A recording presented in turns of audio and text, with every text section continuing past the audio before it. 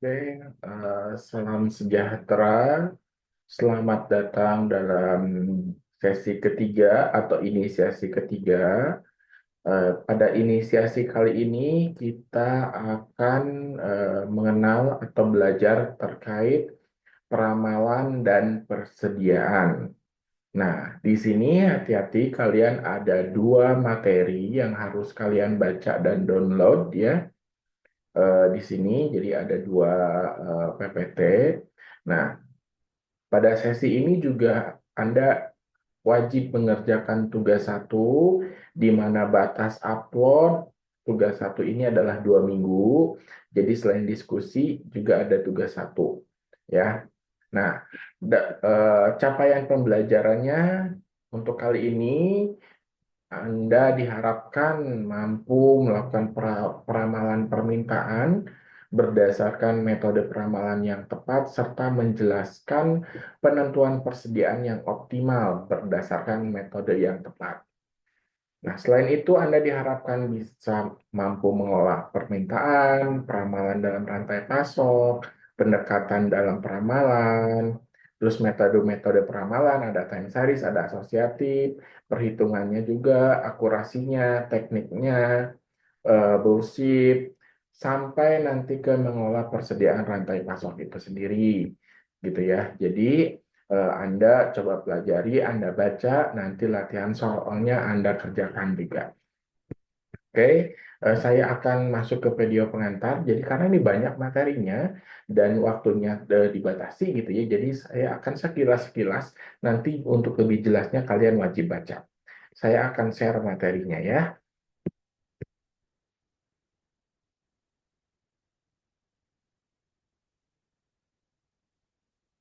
Oke, modul pertama ya. Modul pertama terkait peramalan permintaan. Di sini ada pengertian dari peramalan, nanti bisa kalian baca ya, gitu ya. Nah, sumber permintaan itu dari mana saja, ada yang terikat, ada juga yang tidak terikat atau bebas, ya, dependen dan independen, gitu ya. Nah, dipengaruhi oleh beberapa faktornya, faktor internal dan faktor eksternal. Apa itu permintaan terikat, apa itu permintaan bebas, bisa kalian baca, gitu. Termasuk faktor eksternal dan juga internalnya.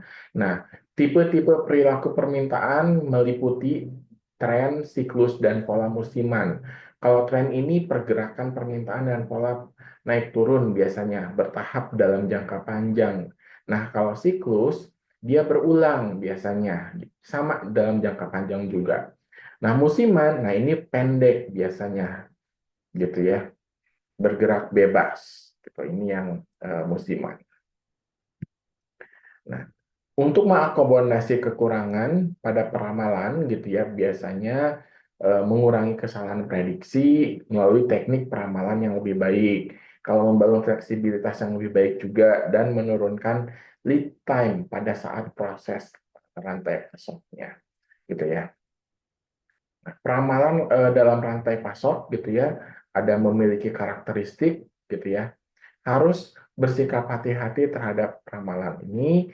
Eh, Apa yang harus dilakukan Anda nanti bisa baca di sini. Ya.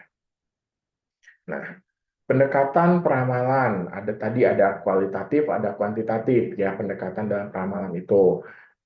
Kalau kualitatif sifat subjektif ini pada pertimbangannya manusia gitu ya, sesuai ketika data historisnya, banyak menggunakan pertimbangan manajerial, menekankan pada intuisi. Nah, itu adalah kualitatif. Kalau kuantitatif ini memanfaatkan variabel-variabel matematis gitu ya. Nah, peramalan kualitatif ini ada 4 teknik gitu ya. Pertama, jury of expression opinion, ada juga metode Delphi gitu ya, nanti bisa kalian baca. Ada Salesforce Composite dan juga Consumer Market Survey. Ini metodenya gitu ya. Jadi kalau diringkas seperti ini nih. Sorry.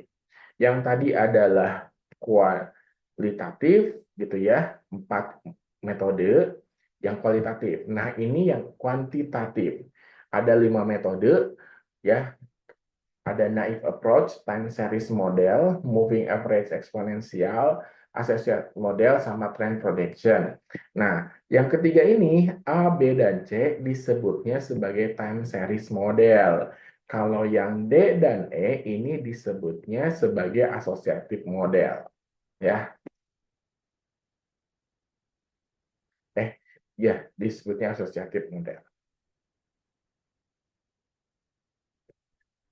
Nah, nanti bisa kalian baca metode-metodenya ya, gitu ya, dari mulai naive approach, moving average gitu ya. Ini eh, moving average asumsinya Pak, permintaan pasarnya stabil dari waktu ke waktu, perhitungannya seperti ini. Kalau moving average jumlah gitu ya, periodenya ada misalkan ada 5 periode gitu, permintaan dibagi jumlah dibagi berapa periode itu 5 misalkan, berarti 5 di sini n-nya gitu. Contohnya seperti ini gitu ya. Lihat ada 5 periode. Nah, hitung moving average pada 3 periode berdasarkan data permintaan pada 5 periode berikut. Berarti 3 periode nih, berarti ini periode terakhir 3 kalian jumlahkan gitu ya. Nah, karena yang diminta adalah 3 periode, maka N-nya adalah 3 dibagi 3 seperti itu. Apabila ternyata menjadi 38, maka peramalan untuk periode ke-7 berapa? Nah, ini perhitungannya gitu ya. Seperti itu. Ambil berarti 3 periodenya gitu kan ya. Misalkan periode ke-6-nya 38 gitu ya. Berarti kan 38, 41, 40 ini kan periode kelima, periode keempatnya. Ya, seperti itu.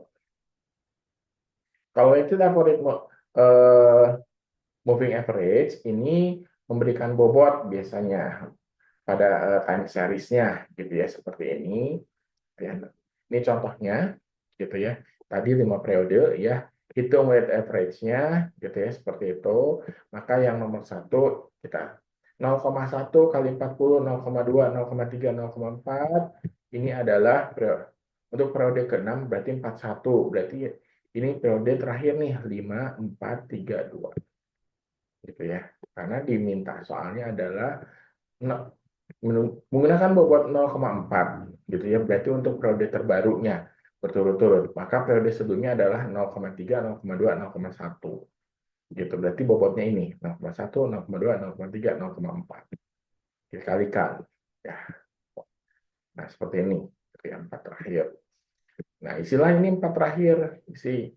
Nah, untuk periode ke-7 di sini cek periode ke-7-nya menggunakan bobot poin pada poin A katanya, berarti kan jika permintaan aqua periode ke-6-nya 39, berarti di sini nanti di bawah 39 gitu ya. Permintaan periode ke-7-nya berapa? Nah, berarti tinggal periode ke-7 gitu ya. Tadi kan udah satu nih, 0,1, 2, 3, 4. Nah, tapi di sini mulainya dari yang periode 6, 5, 4, 3. Gitu, jadi 40,2. Seperti itu. Exponential smoothing gitu ya. Ini agak rumit gitu ya, seperti ini rumusnya. Nah, contoh soalnya gitu ya. Seperti ini berarti kan periode sebelumnya adalah 42, periode permintaan sebenarnya 40, berarti ini permintaan sebenarnya dikurangi permintaan sebelumnya gitu ya. Jadi ini permintaan apa namanya itu sebelumnya ditambah 0,1 ini adalah alfanya gitu ya, seperti itu. Nanti bisa kalian coba latihan. Nah, metode peramalan yang selanjutnya adalah trend projection. Ini masih kategori time series, itu sama dengan Y tambah BX gitu ya. Ini variabel yang diprediksi Y-nya. Kalau B ini ada rumusnya seperti ini gitu ya. Nanti bisa kalian cek. Ini contohnya permintaan dari 2012 sampai 2017 gitu ya. Maka yang pertama itu yang harus Anda buat adalah ini waktu. Periode waktunya nih, berarti 1 sampai 7, berarti jumlah waktunya ini adalah 28 ya. Seperti itu. Terus permintaan Y-nya di sini kan 74 sudah ada dari sananya ya, dari soalnya. Maka X-nya di jumlah X kuadrat sama dengan 140. Maka ininya 1 gitu ya. Ini 4, nanti kalian hitung dari sini. Ini.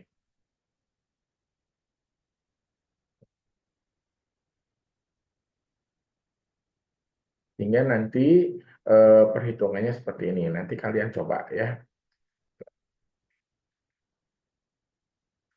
Kalau asosiatif ini mirip dengan trend projection biasanya gitu ya. Nanti menggunakan regresi linier ya sama dengan A plus BX gitu ya. Nanti atau misalkan Y A plus B1 atau B2 kalau misalkan eh, apa namanya itu sistemnya berganda regresi liniernya gitu ya. Nah, ada juga peramalan forecast error. Ini munculnya sama dengan error gitu ya, error pada waktu T ini sama dengan A dikurangi F gitu ya. Jadi aktualnya dikurangi keperamalannya error itu. Rumusnya ini kalau misalkan untuk MAD gitu ya, SE ini Anda misalkan mencari bagian tengah mean absolute deviation-nya, square error-nya atau persen error-nya seperti ini. Gitu ya, persen error-nya. Nanti ada soalnya, gitu ya. Kalian baca menggunakan rumusnya, nanti misalkan dari soal tadi, nanti kalian aplikasikan ke sini. Nah, itu teknik-teknik peramalannya untuk ya. Jadi ada beberapa variabel yang mempengaruhi permintaan, persediaan, karakteristik produk dan lingkungan kompetitif. Ini bisa kalian baca gitu ya, seperti itu. Nah, setelah itu saya akan share juga terkait tentang persediaan ya, tentang persediaan. Oke, persediaan.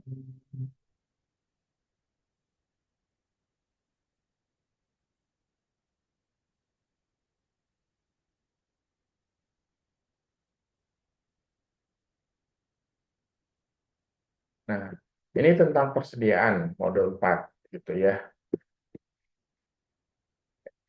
Nah, di perusahaan manufaktur itu biasanya persediaan apa saja yang harus disiapkan? Pertama, bahan mentah, suku cadang, mesin, tenaga kerja, dan lain-lain gitu ya. Tujuannya adalah untuk menentukan jumlah stok yang ada sehingga pada saat dipesan itu sudah siap atau sudah ready gitu ya. Manajemen persediaan ini untuk memenuhi prioritas-prioritas biasanya dalam organisasi. Ada beberapa pertimbangan yang harus dipertimbangkan gitu ya, seperti permintaan pelanggan, perubahan, ketidakpastian, kuantitas dan mutu persediaan, skala ekonomi, dan juga ketidakpastian dari persediaan itu sendiri, gitu ya. Nah, fungsinya kenapa ada manajemen persediaan ini untuk menghilangkan risiko keterlambatan pengiriman ya akibat kekurangan bahan baku. Yang kedua juga menghilangkan risiko jika material itu dipesan tidak baik, harus dikembalikan gitu ya. Jadi masih ada waktu gitu ya. Terus menghilangkan risiko juga kenaikan harga apabila inflasi, berarti kita masih punya stok untuk menyimpan bahan baku yang musiman tadi, terus mendapatkan keuntungan berdasarkan potongan kuantitas, jadi karena kita jadi bisa pesannya banyak gitu ya, dan juga memberikan pelayanan kepada pelanggan sesuai dengan barang yang dia minta gitu ya. Pengelolaan persediaan, rumus siklusnya adalah siklus persediaan sama dengan Q. Q itu adalah kuantitas dalam website dan dibagi dua gitu ya, seperti itu. Persediaan dikelompokkan ada empat, ada fluctuation stock, ini menjaga akibat fluktuasi permintaan yang diperkirakan yang tidak bisa diperkirakan sebelumnya. Jadi ada anticipation stock untuk mengantisipasi sudah jelas. Lot size inventory ini dalam jumlah besar biasanya gitu ya. Eh, jadi mengantisipasi apabila ada dalam jumlah besar kebutuhannya. Yang keempat, pipeline inventory ini adalah untuk mengantisipasi dalam hal pengiriman, gitu ya. Nah, Dalam rantai pasok, kan rantai pasok ini dia terintegrasi ya, para perusahaan itu untuk masalah pengiriman gitu ya, atas barang dan jasa termasuk informasi gitu ya. Jadi di sini diperlukan persediaan gitu ya. Bagaimana sih dalam rantai pasok itu yang pertama adanya aliran dua arah produk, ini fokusnya jalur logistik, terus aliran informasinya, terus arus finansialnya seperti apa. Nah, itu. Jadi persediaan ini di mana saja sih harus ada nih di keempat elemen ini dari pabrik, pemasok, distributor, pengecer. Nah, di sini juga kita harus menyiapkan persediaan tadi. Gitu ya. Ada Boolean effect. Apa itu Boolean effect? Itu adalah kegagalan untuk membuat estimasi yang akurat terhadap permintaan dan keterbatasan tukar informasi antar anggota dalam rantai pasok. Ini mengakibatkan membengkaknya tingkat persediaan di seluruh sistem, gitu ya. Nah, keterbatasan atau lemahnya data ini membuat data konsumsi maksudnya ya, ini mengakibatkan pedagang ini persediaannya bisa berlebihan, bisa juga kurang gitu ya. Nah, ini kejadian inilah yang disebut sebagai bullwhip effect gitu ya dalam manajemen rantai pasok. Nah, menurut Taylor nih gitu ya, dalam rantai pasok, suatu fenomena ada yang disebut demand lumping, yaitu akumulasi permintaan secara drastis. Jadi langsung banyak itu permintaannya, gitu ya. Nah, di sini menurut Taylor disebutnya demand lumping, gitu ya. Harus apa yang dilakukan, gitu ya. Eh, Umumnya nih pengecer tuh dia menjualnya kan konstan kepada konsumen, tapi tidak langsung. Ini mengganti persediaan yang akan turun tiba-tiba pada waktu reorder. Gitu ya. Perilaku distributor ke pabrik juga akan sama sehingga pesanan menjadi demikian besar saat sampai ke pabrik. Jadi misalkan karena menumpuk nih dari pengecer, dari mana-mana, sehingga pada saat ke pabrik terjadi demand lumping. Nah, pertama, untuk mengatasinya, satu, diskon diberikan berdasarkan agregat pesanan, bukan per produk ya. Jadi langsung pesanan banyak, nah itu baru kasih diskon. Seperti itu cara apa namanya tuh mengurangi demand lumping ini. Yang kedua, turn and earn. Artinya pembelian produk untuk jenis laku dibatasi gitu ya. Jadi yang laku tuh pemesanannya dibatasi nih gitu ya sebagai proporsi terhadap penjualan ke pelanggan. Yang ketiga, promosinya dilakukan saat permintaannya lesu. Jadi tidak terus-terusan dilakukan promosi. Kebijakan persediaan faktor yang mempengaruhinya, permintaan pelanggan, waktu pesanan, produk berbeda, monitoring, biaya persediaan, dan lain-lain. Nah, ini ada efek permintaan ketidakpastian, nanti bisa kalian baca gitu ya. Kontrak persediaan gitu ya, apa saja yang harus tertuang dalam kontrak ini dari A sampai E, nanti bisa kalian baca juga gitu ya. Peluang pesanan, ada beberapa pertimbangan yang harus diperhatikan oleh distributor. Nah, ini nanti kalian baca gitu ya. Efek dari permintaan ketidakpastian itu pertama dari sistem gitu ya. Ada dua macam sistem yang dapat digunakan gitu ya. Periodic system dan continuous system. Nanti bisa kalian baca. Manajemen persediaan gitu ya, bagi apa itu permintaan independen, permintaan dependen, nanti bisa kalian baca. Termasuk biaya penyimpanan, biaya pemesanan gitu ya, biaya kekurangan, ini ada menimbulkan biaya kan, menentukan jumlah order atau economic order quantity itu metode menentukan jumlah pesanan gitu ya. Nanti bisa kalian pelajari seperti apa hitungannya gitu ya. Ini daftar 2DS 2GH yaitu permintaan tahunan gitu ya. Ini permintaan tahunan, ini biayanya dibagi dengan biaya penyimpanan per unitnya baru diakarkan. Jumlah pesanan dalam 1 tahun nanti ini permintaan dalam 1 tahun dia dibagi Q gitu ya permintaannya selama 1 tahun tapi dijumlahkan dulu dalam waktu 1 tahun dibagi dengan kuantitas secara optimal gitu ya. Kalau waktu di antara pesanan T ini jumlah hari kerjanya dalam setahun dibagi dengan N tadi jumlah pemesanan N ini N besar ya ini jadi jumlah pemesanan dalam 1 tahun. Kalau biaya totalnya ini berarti adalah permintaan nih dibagi dengan Q gitu ya. Berarti ini adalah sebenarnya N. N dikali S gitu ya. S itu apa? Cek lagi nih di sini. S itu apa? Biaya pemesanan. Berarti selama 1 tahun dikali biaya pemesanan gitu ya. Ini adalah Q tadi kuantitas optimalnya dibagi 2 dikali H-nya. Nah, itu apa? Nah, itu adalah H besar ya, biaya penyimpanan per unit. Itu nanti bisa kalian apa namanya itu latihan. Menentukan jumlah order. Model EFQ tadi ya, kita asumsi bahwa biaya bahannya tetap, berapapun jumlahnya yang dibeli. Nah, ini eh, kita ada model diskon kuantitas. Artinya, berdasarkan kuantitas yang dibeli baru dapat diskon. Ini diskon kuantitas biasanya seperti ini. Kalau sampai sini tidak ada diskon, kalau ini diskonnya 4%, ini diskonnya 5%. Nah, itu model diskon kuantitas. Perhitungannya seperti apa? Total cost-nya ini nanti bisa kalian baca juga. Ya.